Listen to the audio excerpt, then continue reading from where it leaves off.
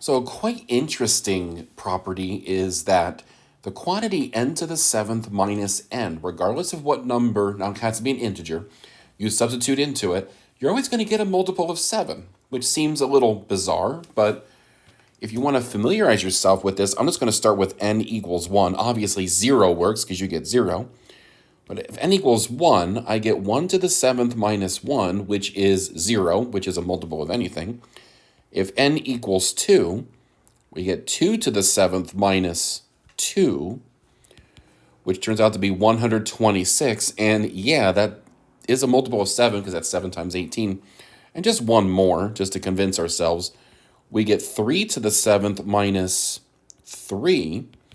Well, let's see, 3 to the seventh would be, 3 to the sixth is 729. So times 3 would be 2187 minus 3, which is 2184. And yes, that is a multiple of 7. It goes in 312 times. So maybe there is something to this.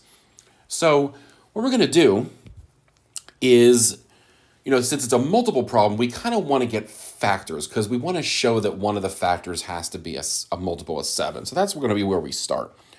So I'm going to write n to the seventh minus n as, well, I'll factor out an n, and that gives me n to the sixth minus 1. And n to the sixth minus 1 is a difference of squares, which I can write as n cubed plus 1, n cubed minus 1. And sums and differences of cubes can be factored. When did you ever think you would see this again? N times, that's n plus 1 times n squared minus n plus 1 times n minus 1 times n squared plus n plus 1. I'm just going to rearrange these factors a bit here. I'm going to put the linear factors first, followed by the quadratic factors. And there's really nothing special about the order. It's just what feels right, okay? So now we have something with 5 different factors. Now, in order to prove this, we want to make sure it's a multiple of 7.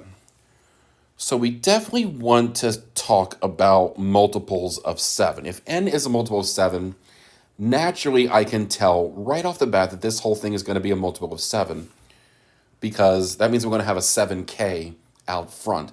And once you have that 7k out front, it doesn't matter what you put next to it, you're always going to have that factor of 7. So we have to think about the number line, though, in terms of the 7s, though.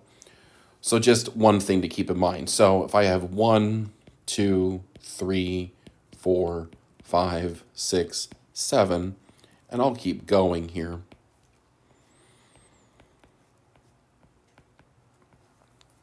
Whoops, I don't know why that happened. Okay, go away. Okay. So I'll just do 1 through 14. Okay. So the 7 and the 14 are both multiples of 7. The 6 and the 13 are both multiples of 7 plus 6.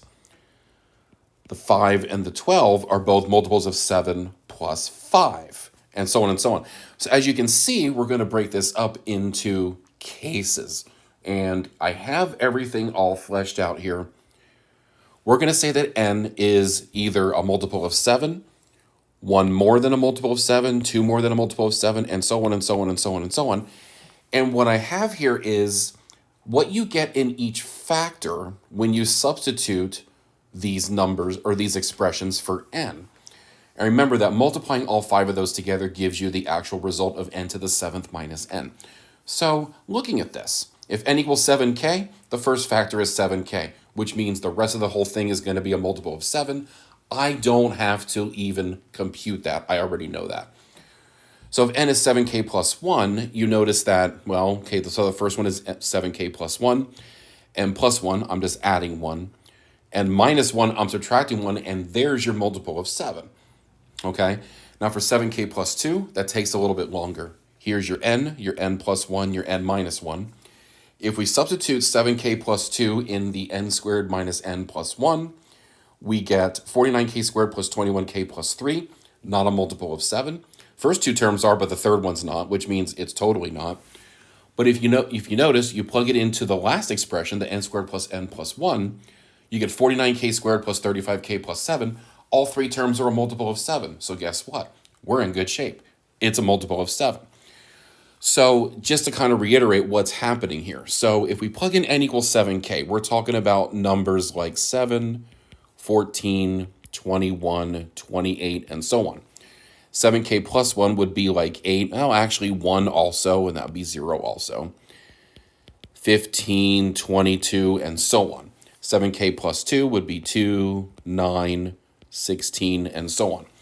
So you notice that case by case, we're filling up the number line. So eventually we're going to get all the possible integers being a multiple, being a multiple of 7, producing a multiple of 7.